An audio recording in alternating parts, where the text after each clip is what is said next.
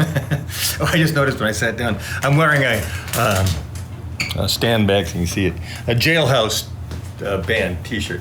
I shot this band, or Skid Row. I think this was the name of their album, Skid Row. I think that's Skid Row. I forget that guy's name, the blonde singer.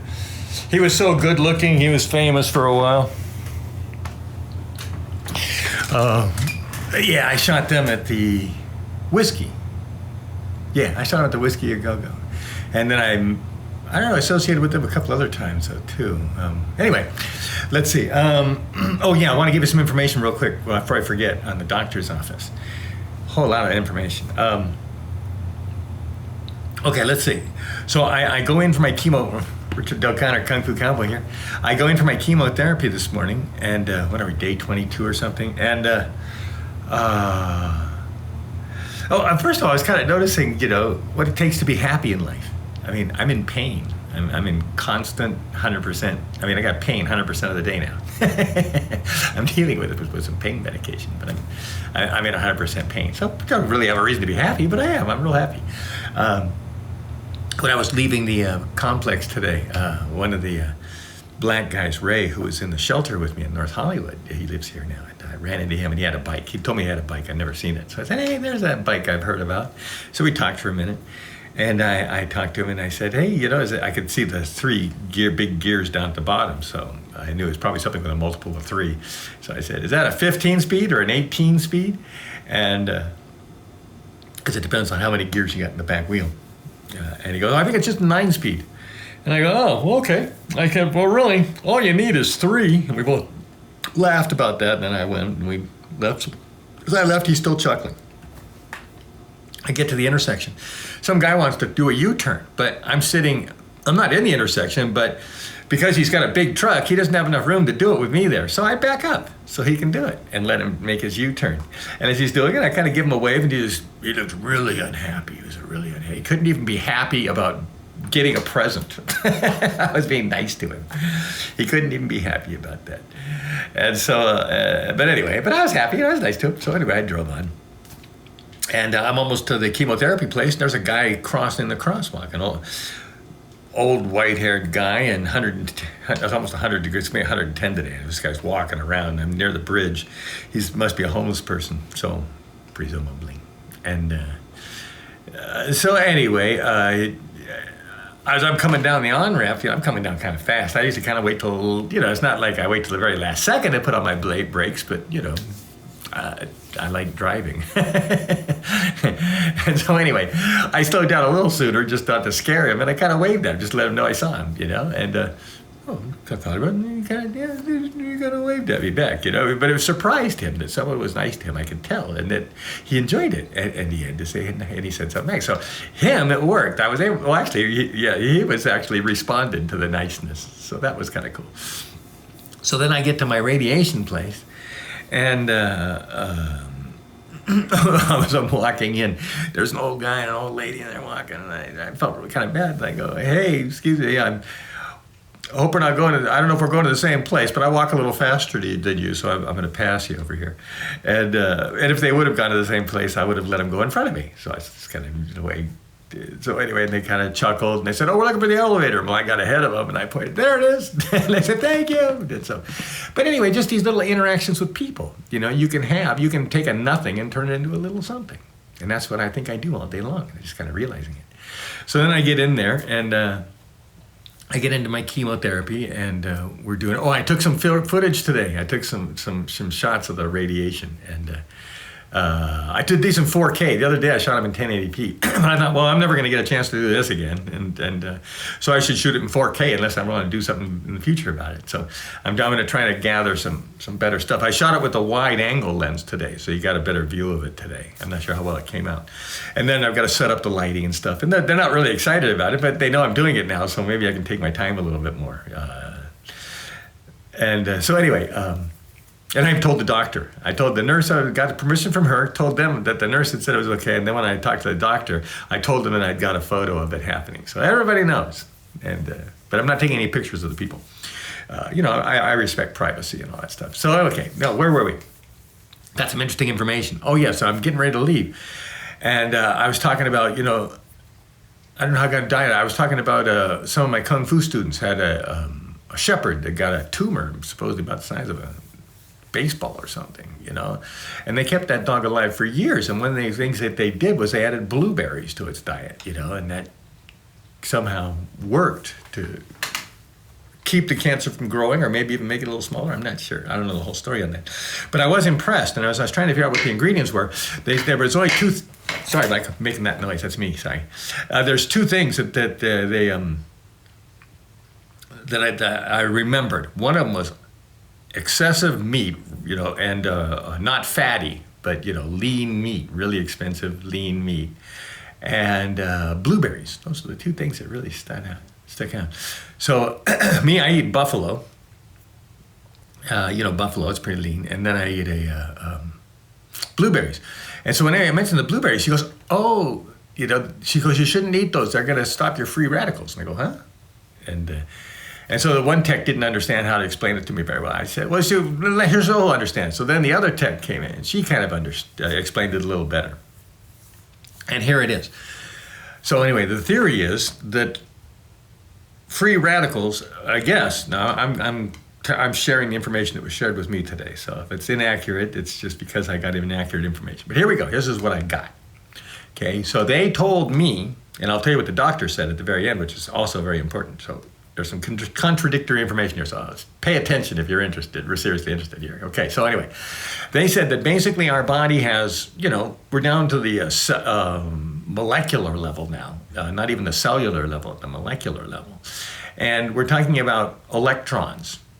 Well, free radicals are evidently electrons that aren't bonded to anything. They're just flying around in the universe.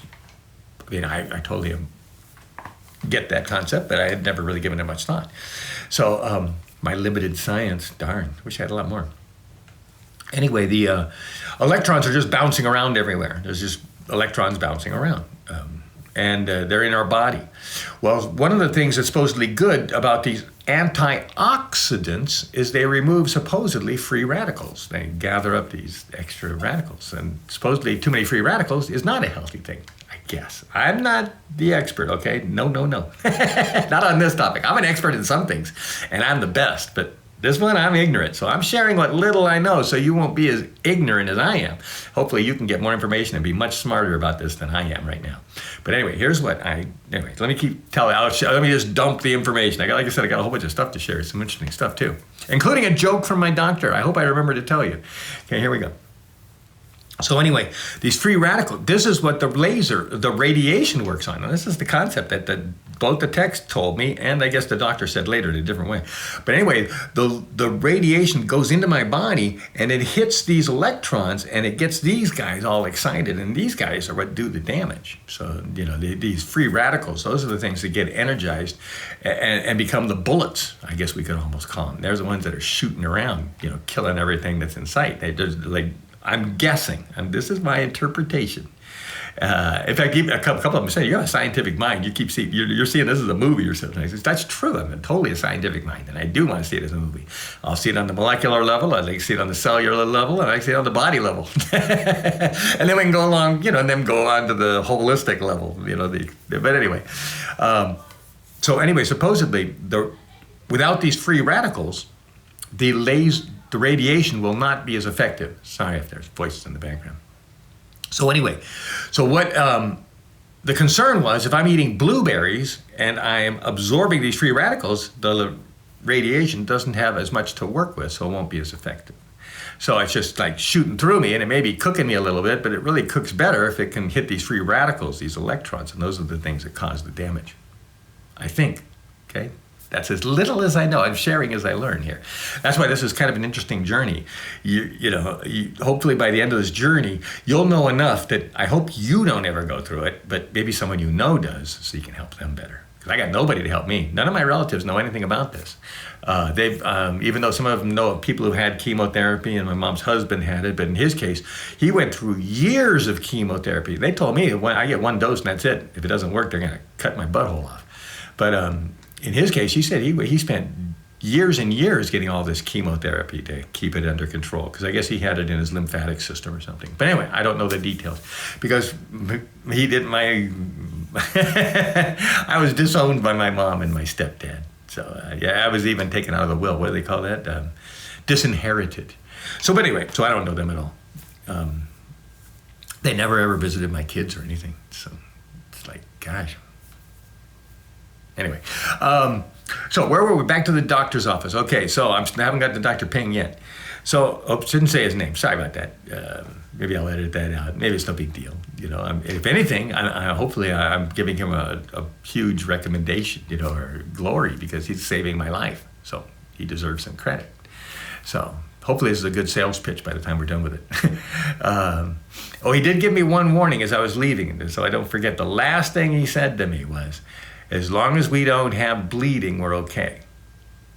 So if I start bleeding down there, then I'm definitely not okay, and we got to be more concerned about what's going on. So hopefully no bleeding, please. Okay, anyway, let's back up. I haven't got Dr. Ping yet. Okay, now. Okay, so anything else I want to say? Oh, I did do the photography, and I did do that. Oh, so anyway, the free radicals. Oh, she said don't do green tea. She said don't do the blueberries, and she said whatever else, antioxidants. I mean, they weren't experts, but they knew this little thing. So anyway, okay.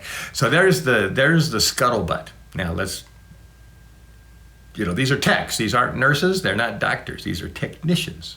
Okay, that's all they do. They're trained to push buttons, read screens, and adjust knobs and log in reports, you know, like a accountant or something, you know. But anyway, they are not nurses and doctors. Okay, so now I go, so they say, okay, so I'm supposed to see the nurse. They told me yesterday I'd see the nurse.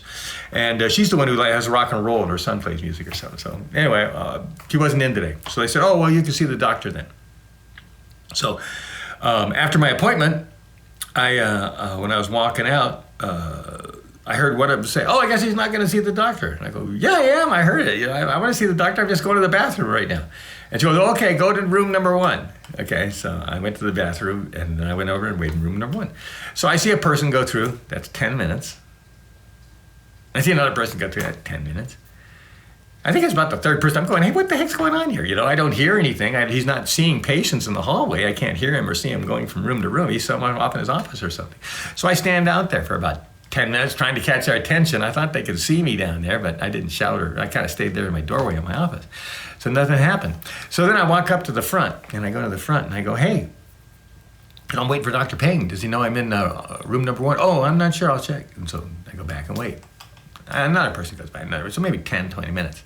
So I go back to the front, and I go, hey, he's still not there. And this time I stood there and waited until she got I knew she had confirmed it, you know, because I'm not sure what's going on now. So I need to obviously be on top of it better. So I stood there and waited, and finally she goes, oh yeah, he's at number 1, you know, and he didn't know. The technicians didn't tell him, who sent me over there. She didn't tell him when I told her that I wanted her to tell him. And so anyway, that was almost took me 3 hits to be able to just see my, okay, that's a little bit of a complaint.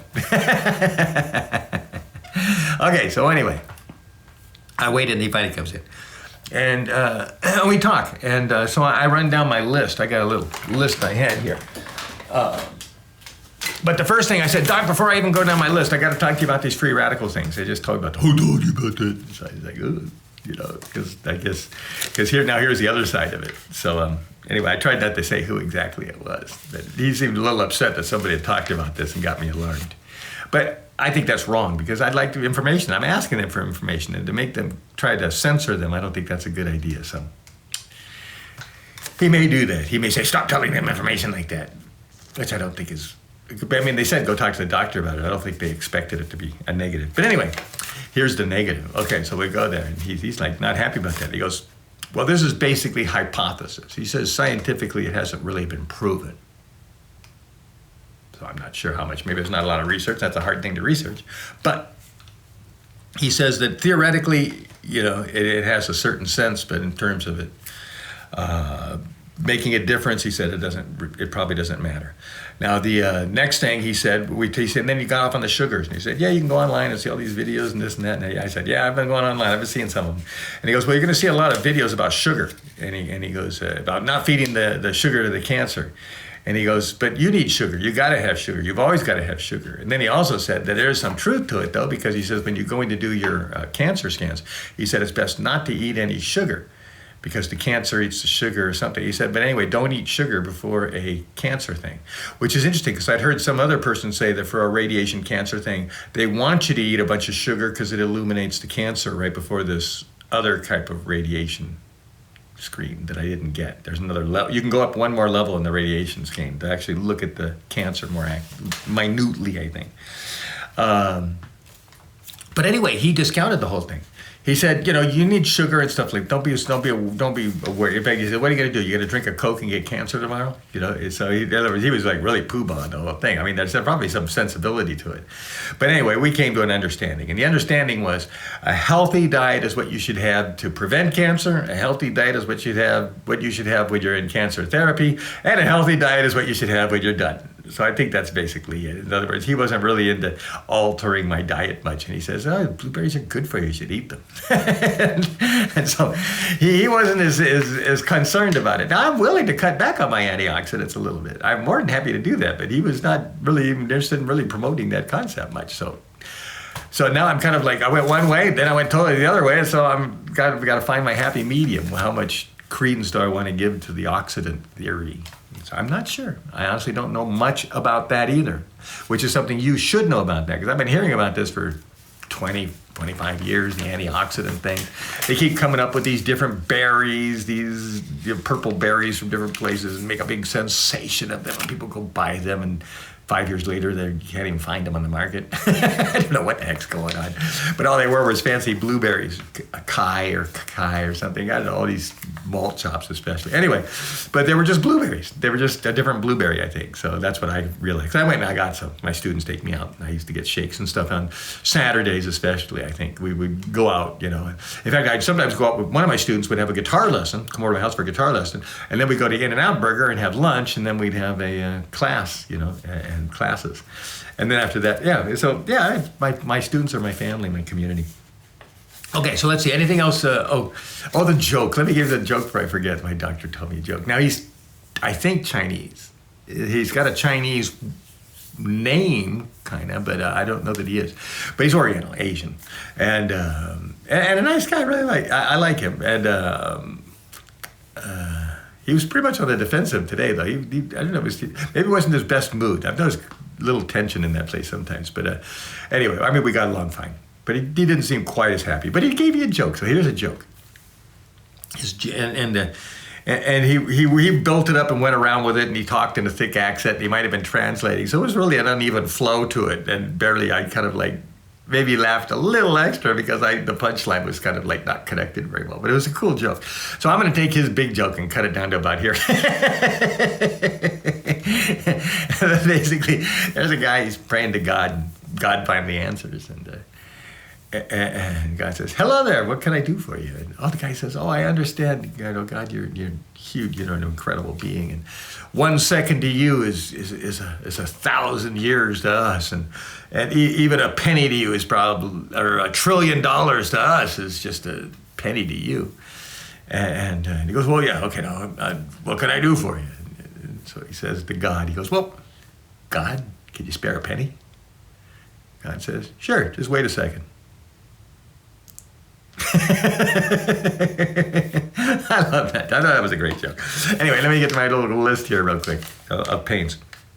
I mentioned I had burning diarrhea, but obviously it's not the diarrhea. It's not even really diarrhea. It's soft and salsa, but I'm not sure why. I'm trying to. In fact, it may be because we killed all my flora, and so I'm taking these what do we want to call them? Pills of all the bacteria for your colon bacteria pills. Sheesh, I'll show you later. But anyway, so I've just been taking one a day, and so I'm going to take 2 or 3 maybe, because maybe everything's dead down there. So maybe I need to beef it up a little bit. So that's how I'm going to try to combat the diarrhea.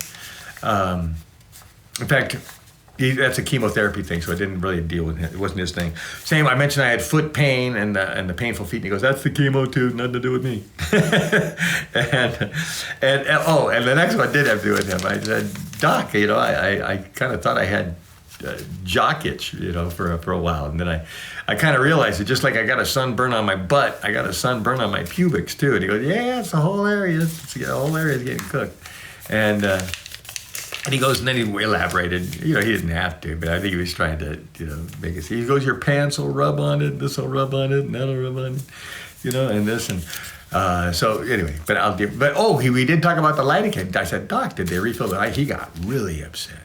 He goes, they can't even make an issue out of this. What's with the insurance? It's not a dangerous thing. It's not addictive. It doesn't cause damage to you. It's really even hard to misuse it, And he told me of one case of how some people do misuse it, and I'm not going to tell you. But he said, he says it shouldn't be an issue. He said he was actually upset about that the insurance company didn't authorize my lidocaine. So. Anyway, hopefully that's taken care of. I'll have to follow up on that today. Putting a complaint into my insurance even. Yeah, maybe I should. I can put a complaint into my insurance. Okay, now. Where were we? Okay, so anything else with the doctor? I gave you his joke. I gave you his quick rundown. I think that's pretty much it. Okay, so then I leave okay, there. All right, so let's move on. So that's the radiation. I'm looking at my list on the wall. I got 8 things to cover. That was number 1. Okay, chemotherapy, not much to talk about. Oh, actually, there is something to talk about. Yesterday, I forgot to take, I semi-forgot to take my nausea medicine before my early lunch, and then I'd take my chemo. And I realized it after I was eating, and I thought, I didn't take the medicine before I started eating. And I thought, well, maybe I'll risk it. So I ate my meal and waited a while. and I took my medicine. I wasn't that upset. I mean, maybe just the slightest, but nothing to complain about, really. And then the second time, last night, then, same thing, Maybe I feel a little, but like I said, as far as I'm concerned, we'll see. I'll keep trying not to take any of the anti-nausea medicine. Less chemicals, less poison.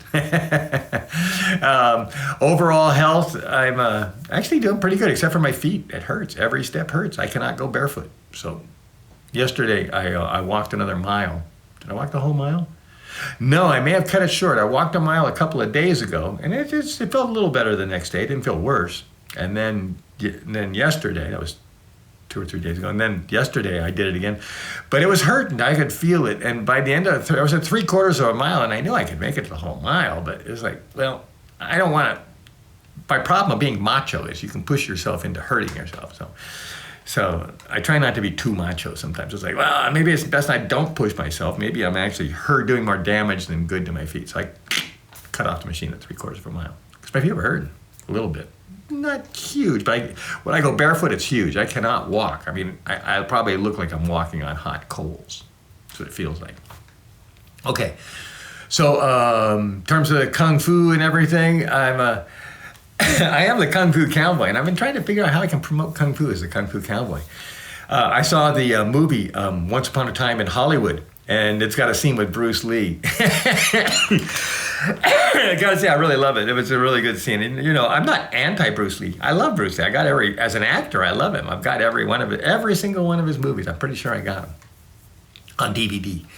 And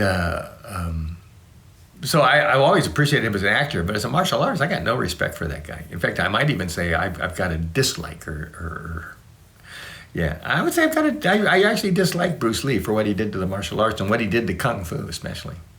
So, yeah, he's a punk. Yeah. Anyway, I don't want to get into all the negatives about him, because that's the truth, but you don't care. Okay, here we go. Let's see. Now, yesterday, Monday. Oh, I think I'm just about finished all the courses on the Damian Keys thing for my album release. I'm doing this thing, and I'm learning about Spotify and Instagram and all these things. And I'm not going to do it. I mean, I might just dabble in the Instagram, but I really don't. I've got to focus on something I believe in. I got to do a good job. Doing a crappy job, like he said, doing a crappy job of a bunch of things is still a crappy job.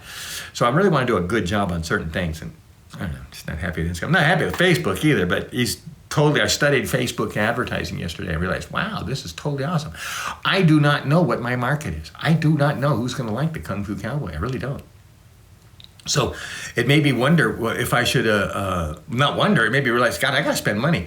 I should really spend about $1,000 in advertising. And he said, this is only a small part of it. That's the sad thing about this. This one part about launching my Facebook advertising to do things is only a small piece of the whole picture. But I really should spend about $1,000 in advertising to totally get it to work and get the information back about, especially who likes me, and gather up a whole bunch of fans who like me. I've just got to go out there and scour for them and hunt for them and find them and accumulate them. That's really the only way I can do it, and that makes total sense to me. So I was studying it and doing it and going over and studying the Facebook ad. I've done Facebook ads over the years, and they've been very ineffective, but I'm going to use them in a much wiser way now. I probably spent about $100 over the last 10 years on $10 here, $10 there, just trying to promote a few things. Didn't really work. You got to do it every day, and you got to do it for a while.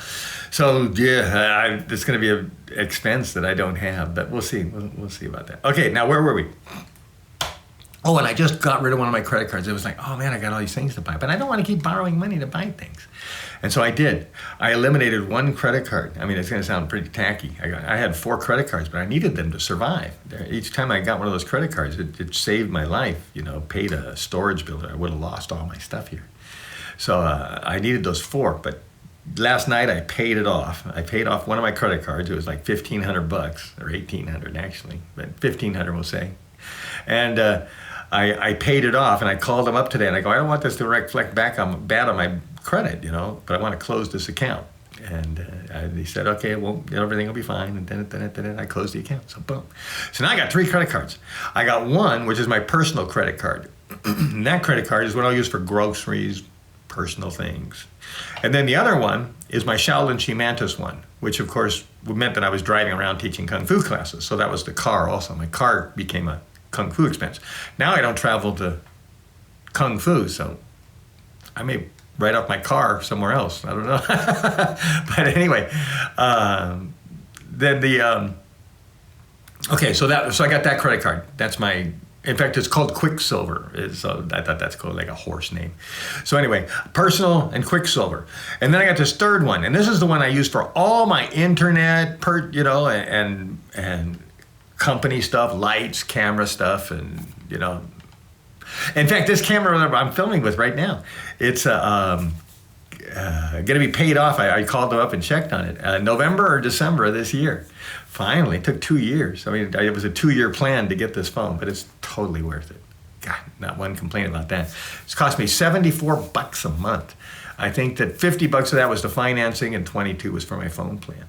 And then I pay, oh, good, I meant to tell you this before. I mean, I remember thinking I wanted to tell you. How do you get, okay, so once my phone is done, I think actually it goes out to $17. I'll have a $17 a month mobile phone charge. Then I get the internet for $19.95 minimum. I get I get $19.95.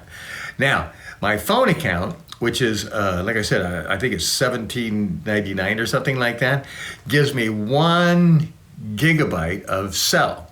Now, if I just put on YouTube and drive back and forth to the store, I might use a gigabyte of cell, because that's a lot using the video and stuff. So you can use that gigabyte up really quickly with your cell. So what I do is I turn my cell phone off usually when I'm outside. Okay, definitely don't use YouTube, and even using your mapping is using your cellular data. So I try to turn my cell phone. What I do is I put it on airplane mode, because I put it in my pouch here next to me, and I think it gives off microwaves because it's always like looking to see what's going on. Air conditioning's turning on. Not a recording studio. And so anyway, so it's sucking up cellular data. Anyway, the point being is if you get by on that 1 gigabyte, that's it. You don't have to pay anything. So I'm getting my internet for $19.95 and my cell phone for $17.95. So if you put the two of those together, I'm getting phone and internet for less than $40. And a lot of people are paying $45 for their basic phone plan. So anyway, hopefully I taught you a good way to do it. That to me, and I've been doing it for 2 years. It's been working great. I just use my phone. I'm always here at home. I just connect to that. And if I have to use my phone when I'm out, then I have to turn on the cellular. But I have not hit 1 gigabyte yet. Of course, it's been locked down. I haven't been out much. But anyway, just let you know. Okay, let me get going here. Today, what am I doing today? Well, part of the problem is what is next? The next is the album. And I got to get this album done. So anyway, now I gotta make a calendar. I've got to make a release plan. I got to figure out, okay, I'm going to pre-release it on August 6th. The full album release is going to be on September 24th. Now, between all of those days, from between now and the pre-release and the album release, what can I do to make people interested? That is my life problem. That is the biggest problem I've had in my entire life, and that's what I got to conquer right now before I die. What if I do die in 2 or 3 months? I got 2 or 3 months to do this, so I cannot fail. I've got to launch my career. I've got to find people who like the Kung Fu Cowboy. That's it. I got to find a bunch of them, and then if I go bye-bye, they'll still buy my records. Anyway, okay, so let's see. Lastly, let me give you a quick bit of Taoism. I didn't check to see what's next. Real quickly, I remember kind of the last one. I remember that. And I was saying about how the Kung Fu Cowboy really represents a muy macho, not really muy macho, but a macho role model, a John Wayne. Basically, that's what Kung Fu Cowboy is. He's the new John Wayne. So if I could replace that, in fact, I just got to keep saying it. People used to call me John Wayne, so I am. All right, here we go. Number 14 in the Tao of Taoism by yours truly, also known as Buddha Zhen, Zhen Shenlong, Spirit Wolf of Truth. Number 14. What's a big paragraph? Here we go. Nature cannot be measured or controlled. Trying to kill it. Oh, that's it. I didn't tell you a bunch of interesting information about this is very interesting. The doctor said that I should not see the colorectal surgeon for 3 months after my program's done, because he said we won't know for sure whether it's dead or not for 3 months. I'm going to be so radioactive that it's going to be cooking for another month. Then it's going to be slightly cooking for another month, and then it's going to need another month to kind of like dissolve or, make sure there's nothing new. And then here's the most important part that I only today visualized. I was kind of thinking the thing would just kind of dissolve and disintegrate, but no. All my cancer is just going to be a whole bunch of like skin that's killed, and it's going to turn into a big, huge hunk of scar tissue. So I'm going to have all this hunk, because it is, you can feel it, I'm sorry to say, but, I got bumps. You can feel them inside of me, and those bumps are going to be scars. They're all going to be dead cancer. So I didn't really get much of a perspective on how long that was just kind of a major wall that I ran into. I wasn't ready to discuss the other side of the wall yet. It's like, oh, hold it. When this is over, I'm still going to have everything down there. You're not going to be able to tell any difference except the fact you can maybe tell it's dead. So I'm going to have a whole bunch of dead stuff down there. So I'm sorry. I mean, maybe you guys saw that coming. I didn't. Okay. Anyway, nature cannot be measured or controlled. Yet, the operations of nature can be understood. Understanding the forces in motion creates an awareness of nature. Oh, that's interesting. If you're looking at the seasons and the days, then you're starting to appreciate nature as a whole. You got to get into the rhythm. When I was living outdoors, I was quite the natural. Understanding the forces in motion creates an awareness of nature. This awareness comes from an inner harmony of each person that mirrors the outer workings of nature. Huh. A lot of stuff going through my head. I've read this so many times. I always get new stuff going through my head, though, because I was right now in the homeless thing. So I was thinking about myself, how I was such a happy, healthy homeless person. Despite a couple of surgeries, but anyway, overall very healthy. So only by living naturally can one understand or be aware of nature. Living naturally. And that's a big topic, and we'll get to that more later, because my kids and my ex-wife their natural living is to me unhealthy living. See, they know it. So we all form our own natural. Our natural becomes our normal. But what is the true natural? What's the natural that your body really wanted? What's the natural that your mind would really be most suitable for. You know, should you be on an assembly line and go home and drink beer and pizza? Maybe that's your natural. I don't know. I don't think everybody's got to have the same blueberry diet I got. Serious. And some people are just meant to, you know, live, die, or live, reproduce, and then die. And they're happy with that. And so pardon me for popping anybody's bubble, because that's really not fair. I really only want to pop the bubble of the artists like me who are being forced to become the common man, who's only expected to work, reproduce, and die. For us artists, that is a totally wrong prescription for life. It's just wrong. It's just wrong. Wrong. It's wrong. It's wrong. It's totally wrong. And every time I tried to fit into it, I was never happy. And it was always a compromise, and it was always a sellout. It was a prostitution. It was a betrayal. It was all kinds of stuff, but it was nothing good. I should have been always pursuing my art. I wasn't supposed to be the common man. I was taking a common man's job. When I was a carpenter, I was taking somebody else's job who really should have been a carpenter his whole life. Not somebody who was trying not to be a carpenter, only doing it as long as he had to and then trying to get out of it. That job should have been done by somebody who wanted to be a carpenter his whole life. So you see, I was in the wrong place. Didn't matter how much money I was making or even how much fun I was having. I was in the wrong job. And that's what the Hindu religion teaches. And the Bhagavad Gita, which is, of course, an offshoot of the Hindu religion. It teaches that it's most important for every person to find their correct job and never do someone else's job. Because otherwise, that job won't be performed well, and you won't live a good life. And the whole community is going to suffer. They're not going to get as good at products, and you're not going to be as fun a person to have in the community. So it's a totally wrong thing to be in the wrong job. That's the big thing for this class. Find the job that's right for you, and don't support people being in the wrong job. But some people should have menial jobs. Now, don't get me wrong. Some people need those menial jobs. They have menial minds, menial goals, and menial expectations. So they're in harmony. And I don't mean them any insult by saying that. None whatsoever. Sometimes I envy people without high goals and priorities and ambitions. You know, it's a much less stress life. Much more stress being an artist, a business manager, a warrior, or a musician. A lot more stress and rejection and negativity, you know, despite the drugs and the fame. If you look at the whole industry, there's great deal of negativity, a lot of unhappiness and dissatisfaction and lack of success. Okay, so let's read this thing real quick one more time, and then we'll go. Nature cannot be measured or controlled, yet the operations of nature can be understood. Understanding the forces in motion creates an awareness of nature. This awareness comes from an inner harmony of each person that mirrors the outer workings of nature. Now that sentence right there, I need some work on that one, because I got new things bubbling up for some reason. So only by living naturally can one understand or be aware of nature. Well, I've definitely mastered that way too well.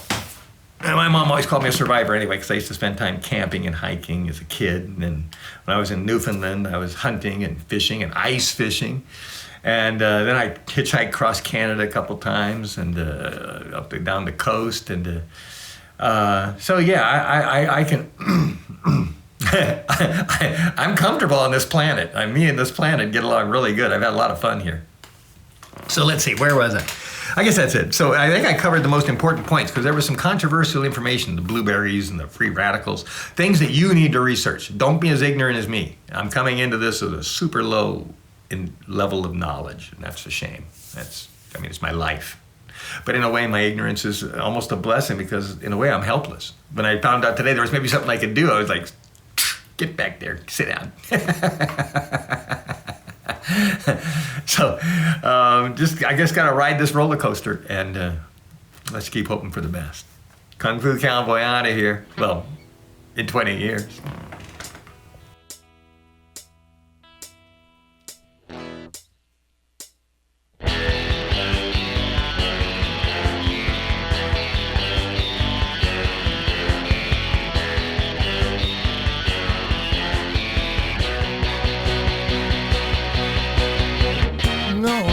Been strapped down for God knows how long.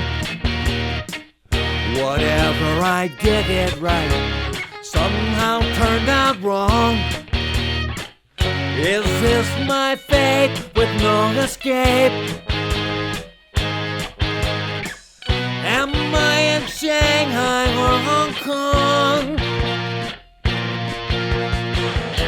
Secret Asian girl, you're my life, you're my world.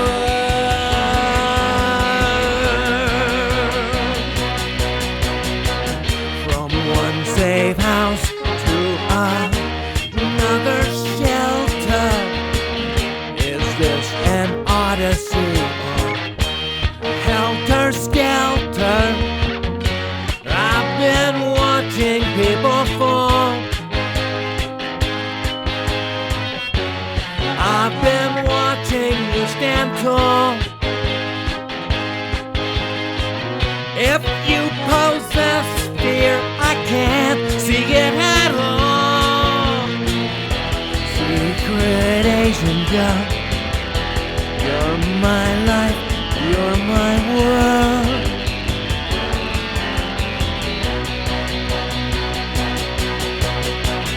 But who are you risking your life for? What is your price to say no more?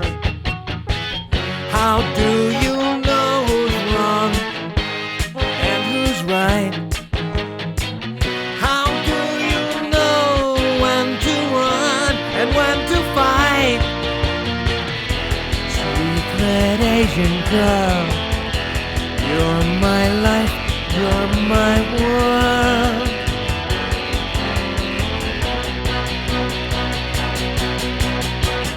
I don't want to leave you, but with you I may die.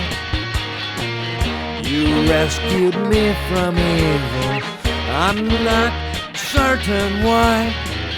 Although there's no one I would rather hold. As danger approaches, your heart again grows cold. Secret Asian girl, you're my life, you're my world.